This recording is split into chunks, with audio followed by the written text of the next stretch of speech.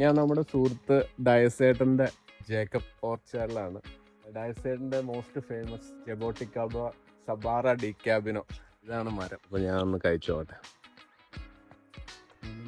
ഇങ്ങനെ നീണ്ടു നിൽക്കും. ഓ, ഇതാണ് സാധനം. ഇത് ഡയസേട്ടൻ എല്ലാവർക്കും അറിയാമല്ലോ, ഞാൻ പരിചയപ്പെടുത്തുന്നത് ഫുഡ് ലവേഴ്സിന് എല്ലാവർക്കും അറിയാവുന്ന ആളാണ് ഡയസേട്ടൻ.